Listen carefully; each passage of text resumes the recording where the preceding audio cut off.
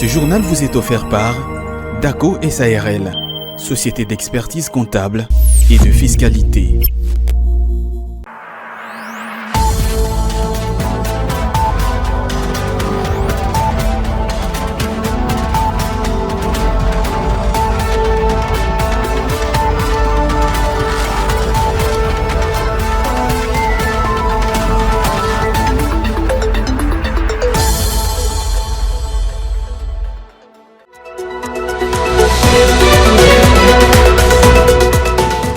Du 10 au 13 juin 2025, la province du Lualaba vibrera au rythme de la 12e conférence des gouverneurs.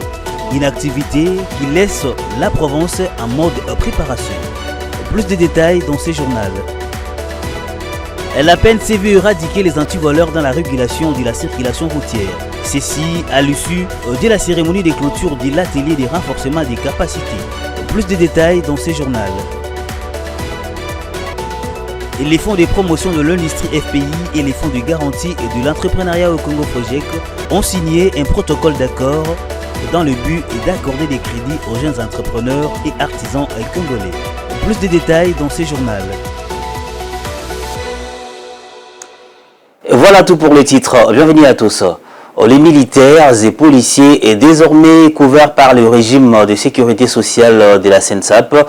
Cette réforme majeure, fruit d'un long processus rendu possible grâce à l'étroite collaboration des experts des forces de défense et de sécurité, s'appuyant sur la loi numéro 22/031 portant régime spécial de sécurité sociale des agents publics du 15 juillet 2022, a été officiellement rendu opérationnel le 8 mai lors d'une cérémonie solennelle organisée au camp Kokolo dans les chapiteaux de l'état-major général des FARDC. Regardez.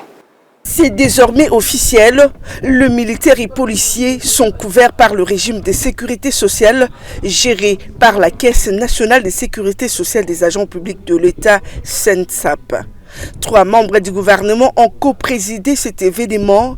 Il s'agit du vice-premier ministre de la fonction publique Jean-Pierre Liao, celui de la défense nationale Guy Mwandiavita et de l'intérieur Jacquemain Chabani. Devant un parterre d'autorités militaires et policières, des officiers, sous-officiers, soldats et policiers qui ont assisté à cette cérémonie consacrée à l'intégration de leur corporation au système de sécurité sociale de la SENSAP, Jean-Pierre Liao a estimé que cette réforme reste une façon de rétablir la justice sociale. Ce jour restera gravé dans l'histoire institutionnelle de notre nation comme un moment important de transformation majeure dans la gouvernance sociale de l'État. Pour la première fois depuis l'indépendance, nos forces armées et notre police nationale sont désormais intégrées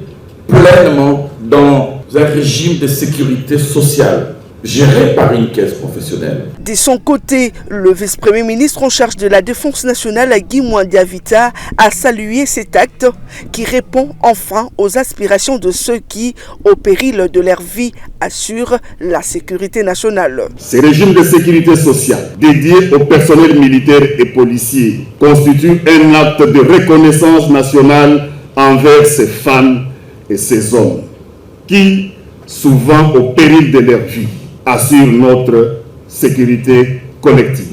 Ce lancement n'est pas une fin en soi, mais le début d'un chantier plus vaste. Jacquemain Chabani, ministre de l'Intérieur, a quant à lui exprimé sa reconnaissance envers toutes les parties prenantes à ces processus.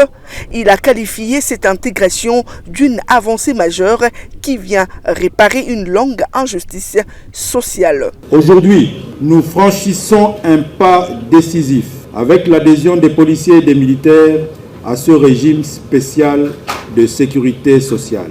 Il s'agit là d'une avancée majeure qui vient réparer une injustice sociale longtemps décriée, tout en affirmant la reconnaissance de la République envers ses dignes filles et fils en uniforme. Il ne s'agit pas seulement d'une formalité administrative, mais d'un acte hautement symbolique.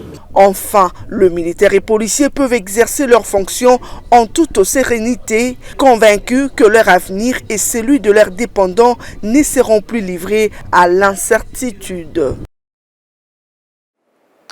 À l'issue de la cérémonie et des clôtures de l'atelier des renforcements des capacités pour l'application stricte du code de la route et la pratique de l'amende transactionnelle le jeudi 8 mai, les vice-premiers ministres en charge de l'Intérieur Jacquemain Chabani et l'inspecteur général de la police Patience Moshe Diave ont appelé les inspecteurs généraux de la PNC, les agents et cadres de la PCR ainsi que les conducteurs à mettre en œuvre les acquis de cette formation et à éradiquer les antivaleurs qui minent les secteurs. Durant 4 jours, du 5 au 8 mai, inspecteurs généraux de la police, agents et cadres de la PCR, ainsi que les associations de chauffeurs et motocyclistes ont échangé sur le rôle de l'inspection générale de la police dans l'application du code de la route et la gestion des amendes transactionnelles. D'un ton ferme, le VPM chargé de l'Intérieur, Jacquemain Chabani, a mis en garde contre les risques liés à la sollicitation de pots de vin et à l'enrichissement illicite, précisant que de telles dérives peuvent faire l'objet des poursuites judiciaires. Prenez ici, à l'occasion de cette activité, l'engagement individuel et personnel en ce qui concerne la sollicitation des pots de vin. Il y va de même pour ce système de tontine, qui en fait, si on devait inviter l'inspection générale des finances et même le parquet financier que le président de la République est en train de mettre en œuvre, à enquêter sur ces fonds qui font l'objet de recouvrement de tontine, ce sont des fonds illégaux, illicites, qui devraient faire l'objet de poursuites judiciaires pénales. Ce sont des enrichissements illicites. Saluant cette initiative portée par l'inspection générale de la police, sous l'égide du ministère de l'Intérieur, l'inspecteur général de la police, Patience Moshe Diave, a exhorté les agents et cadres de la PCR à rompre avec les pratiques de corruption qui ternissent l'image de ces corps spécialisés. L'heure n'est plus au discours. La sensibilisation et la prévention, je les ai faites suffisamment. L'heure est maintenant aux actes concrets et efficaces pour redresser et redorer l'image de notre police nationale congolaise. La main tendue. L'heure est arrivée de couper cette main-là. Et la police de circulation routière comptera des handicapés qui manquent de main. La cérémonie des clôtures a été marquée notamment par la remise des récompenses aux agents de la PCR s'étant distingués dans l'exercice de leurs fonctions, ainsi que par la distribution de brevets aux participants. Monsieur le secrétaire exécutif du... À marge de cette cérémonie de clôture, les participants se sont dit satisfaits de l'initiative prise par l'inspection générale de la police nationale congolaise. Ils ont promis de mettre en pratique les acquis de cette formation et d'en assurer une large vulgarisation auprès des acteurs du secteur des transports afin d'assainir les domaines et d'éradiquer les pratiques illicites qui persistent dans les artères de Kinshasa. On les écoute au micro de Sili Chambala et Ozi Kabamba. Tous, ils ont promis de nous accompagner, nous les commandants, qui commandons directement les éléments du terrain, qui vont nous accompagner par la structure, par leur structure, à l'occurrence l'inspection générale, afin que nous puissions mettre de la discipline, afin que nous puissions couper la main de ceux-là qui ne voudraient pas se conformer aux recommandations qui ont été faites dans la salle. Bon, il y a beaucoup de recommandations qui ont été prises. Premièrement, il y a trois catégories de recommandations. Il y a les recommandations des agents de la police nationale congolaise, des PCR. Il y a les recommandations des conducteurs. En tant qu'association des chauffeurs, nous avions participé aussi activement comme partie prenante dans ces assises. Il y a aussi les recommandations de l'inspection générale de la police. Après cet atelier, nous préconisons faire les campagnes de sensibilisation sur les codes de la route. Nous pensons aussi demander à l'inspecteur général de la police qui nous a associés à ces assises, afin qu'il puisse travailler aussi avec nous pour la mise à niveau ou la formation et le recyclage des chauffeurs, des conducteurs de la ville de Kinshasa. Quand il y a une formation, c'est déjà une base solide et une base déjà qui va faire asseoir la discipline et l'application des règles et normes routières. C'est à cela que nous étions invités ici dans cet atelier afin que nous puissions comprendre cette collaboration qui doit exister entre la police de circulation routière ainsi que nous usagers. Et nous aussi, État et conducteurs, nous étions appelés à faire large diffusion auprès de toutes nos bases. Parce que nous, État et ASBL, nous sommes aussi représentés sur toute l'étendue de la ville, dans chaque arrêt et dans chaque commune. Le ministre de Mines Kizito Upakabomba a reçu le jeudi 8 mai une délégation du Fonds monétaire international en mission à Kinshasa dans le cadre de la première revue des programmes économiques en cours FEC et FRD. Les échanges ont porté sur la stratégie des suspensions et de la mise en place des quotas pour les exportations des cobalt congolais. Cette rencontre stratégique témoigne de l'engagement du gouvernement congolais à renforcer la gouvernance du secteur minier. Le ministre de Mines, Kizito Upakabomba, a pris part à plusieurs activités majeures à Kinshasa, inscrites dans la dynamique de développement du secteur minier congolais. En ce sens, il a reçu une délégation du Fonds monétaire international en mission à Kinshasa dans le cadre de la première revue de programmes économiques FEC et FRD. Plusieurs autorités publiques ont pris part à cette rencontre stratégique, notamment les représentants de la présidence, de la primature, du ministère des Finances, de la DGRAD et la cellule technique des réformes. La stratégie de suspension et de la mise en place de quotas pour les exportations de cobalt était au centre des analyses. Prenant la parole, le chef de mission du FMI a souligné les rôles cruciaux du secteur minier dans la mobilisation des recettes publiques en RDC et dans la lutte contre le changement climatique. Il convient ainsi de noter que cette rencontre stratégique témoigne de l'engagement du gouvernement congolais à renforcer la gouvernance du secteur minier. D'après un communiqué officiel rendu public le mercredi dernier, les sociétés minières AVZ Minerals et Cobalt Metals Company, deux géants du secteur minier évoluant en République démocratique du Congo, s'apprêtent à conclure un accord commercial stratégique en vue du développement du gisement de lithium de Manono, l'un des plus grands gisements de pegmatite LCT au monde. Le détail.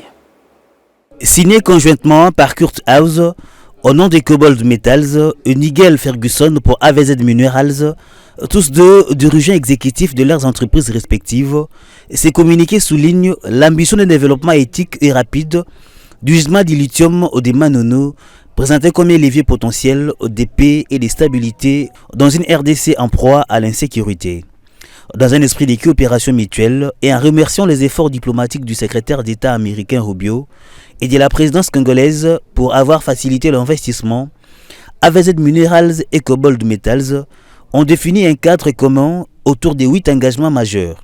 En effet, Cobalt Metals s'engage à soutenir les processus de paix en établissant un consensus sur un cadre commercial propice à un développement accéléré du projet Manono. Ces cadres prévoient la vente de la participation d'AVZ dans les gisements de lithium à Cobalt à une juste valeur.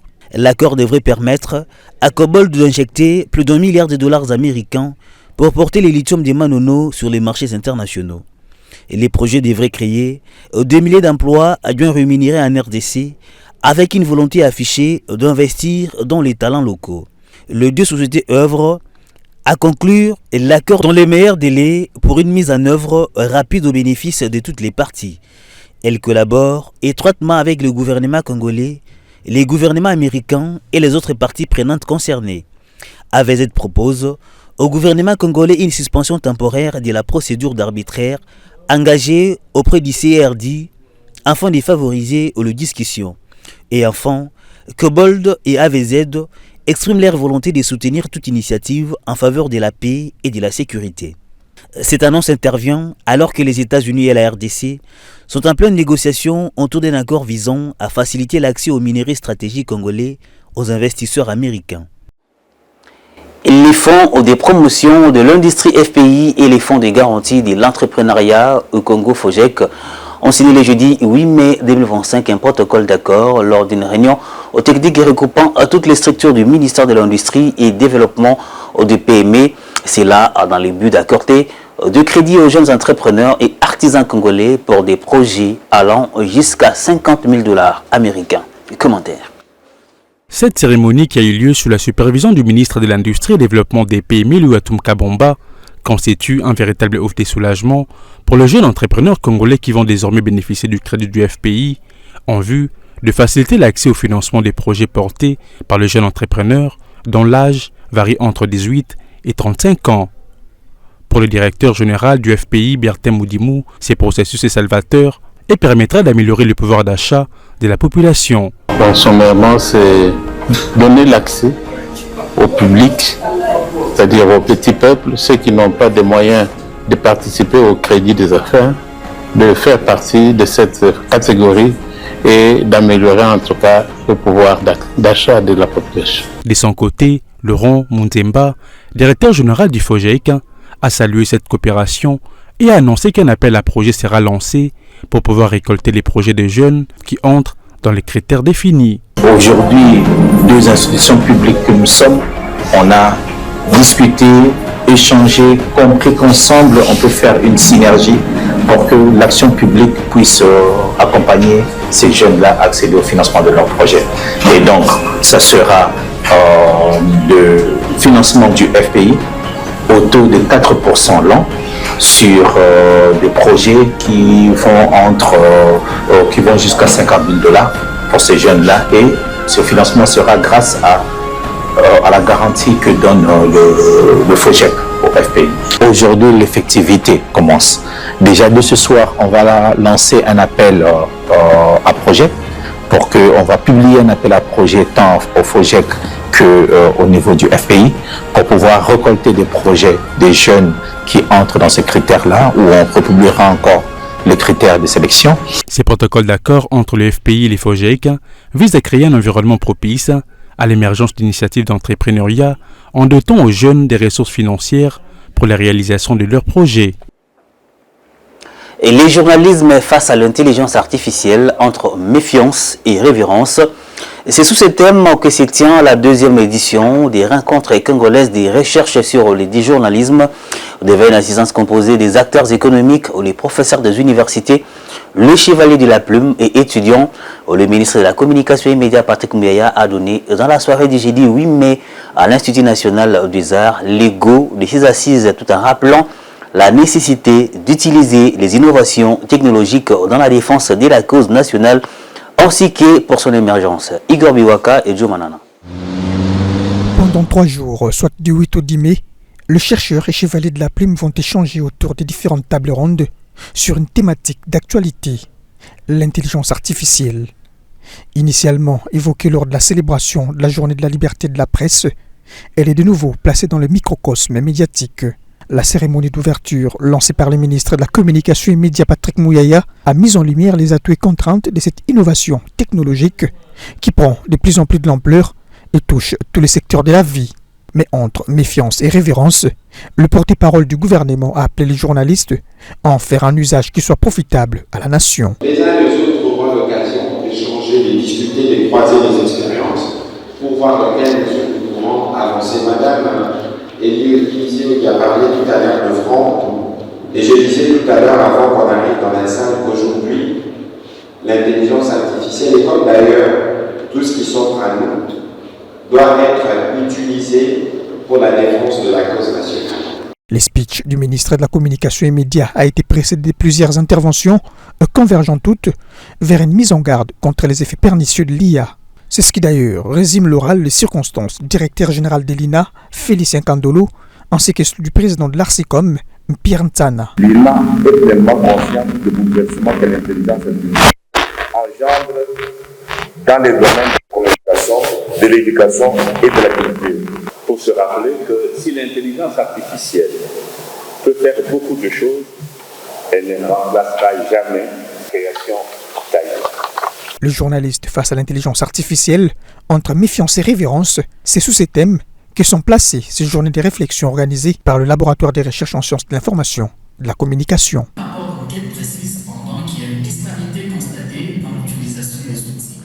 Inondations, constructions anarchiques, réhabilitation des routes sont là quelques-uns des grands défis de la ville de Kinshasa. Dans ces cadres, le président de l'Assemblée provinciale, Lévi Mbuta, porte une attention singulière à l'état de délabrement de l'avenue Nzoko et espère une réhabilitation rapide de son tronçon. Il a dit lors d'une descente sur le lieu le jeudi. Reportage. De sa visite d'itinérance, le président de l'Assemblée provinciale de Kinshasa, Lévi Mbuta, s'engage à mettre la main à la pâte pour la réhabilitation de l'avenue Nzoko dans la commune de Kimbanseke qui se trouve dans un état de délabrement très avancé. Les habitants de cette municipalité ont manifesté leur satisfaction à l'égard de cette initiative de l'élu de cette commune. Nous sommes très reconnaissants de cette action posée par l'élu de Kimbanseke. Nous voyons à combien il a le souci de sa commune. Nous sommes très contents de cette initiative de l'élu de Kimbanseke. La réhabilitation de cette route va nous faciliter la vie. Comme promis, il a réalisé son vœu, celui de réhabiliter l'avenue Nzoko. Dans un premier temps, ils ont tout d'abord jeté les pierres pour combler les nids des poules, puis viendra par la suite les travaux de réhabilitation proprement dites. Le président de l'Assemblée provinciale promet de s'investir à fond dans la réhabilitation des infrastructures, notamment routières, dans la ville de Kinshasa.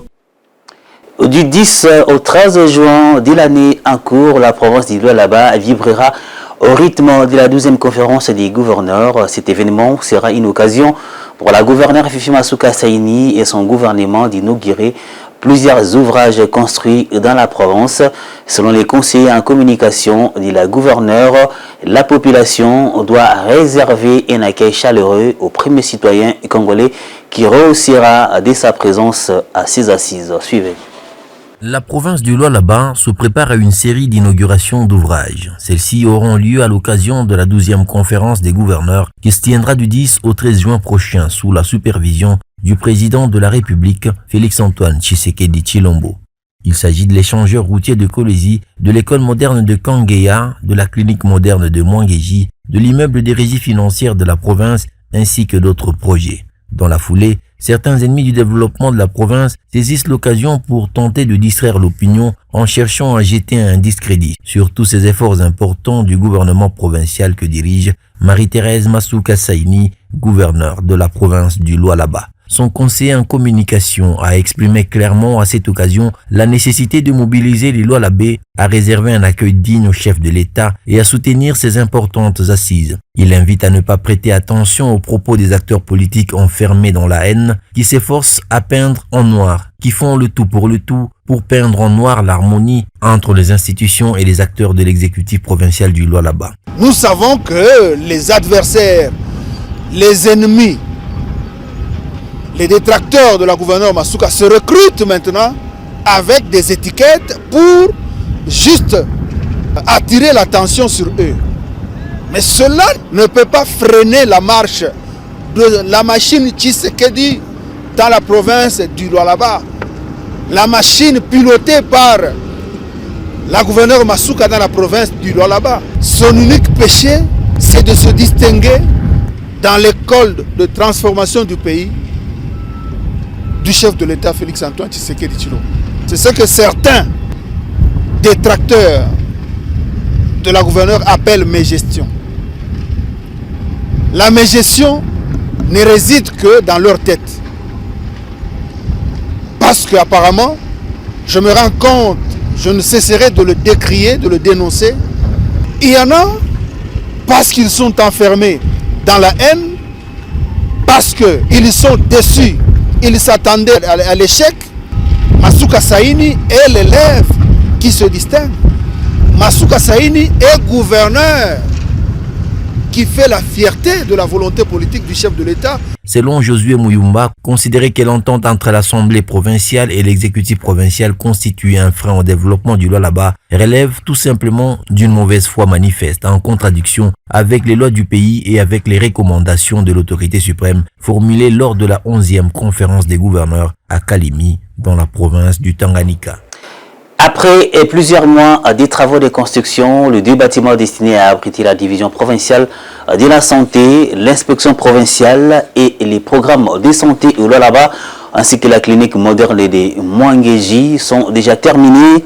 À travers la construction de ces ouvrages, le gouvernement Masuka vise à améliorer les conditions de travail des cadres et agents de ces secteurs vitaux et offrir aux Lualabais les soins médicaux aux adéquats. Un bâtiment à 2 niveaux, plus rez-de-chaussée, construit sur une superficie de 1400 mètres, est perceptible dans l'enceinte de l'hôpital général de référence Mwangeji. Ce bijou architectural abritera la division provinciale de la santé, l'inspection de la santé, ainsi que tout le programme de santé au Lualaba. Tous les 93 bureaux et 9 salles de réunion sont déjà équipés en matériel de dernier cri. Ce bâtiment reflète véritablement la grandeur de la capitale mondiale du cobalt. Les agents de ces services provinciaux évolueront désormais dans des conditions confortables dans l'objectif de rendre au Lualaba des résultats confortables aux attentes de l'autorité provinciale. Les travaux de construction de la clinique moderne Mwangeji avancent à pas des géants et sont déjà réalisés à plus de 75%. Ce bâtiment imposant à 2 niveaux, plus le rez-de-chaussée, est construit sur une superficie totale de 1250 mètres carrés.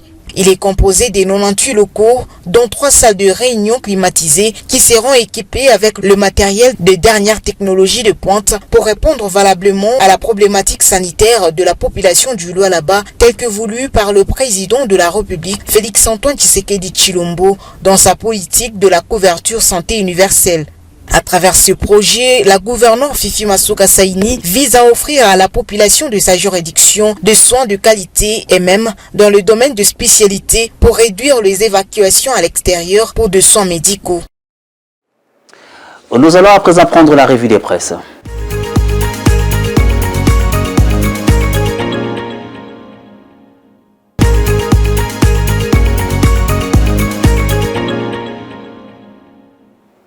On va se quitter, mais avant tout, on les rappelle des titres.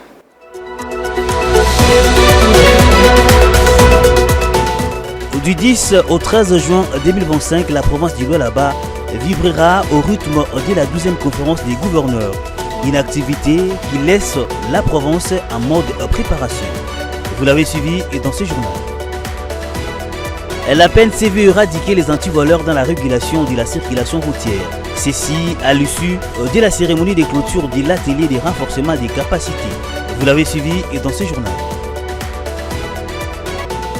Et les fonds de promotion de l'industrie FPI et les fonds de garantie et de l'entrepreneuriat au Congo FOJEC ont signé un protocole d'accord dans le but d'accorder des crédits aux jeunes entrepreneurs et artisans congolais. Vous l'avez suivi dans ce journal. Fin complète de ce journal, merci à vous de l'avoir suivi.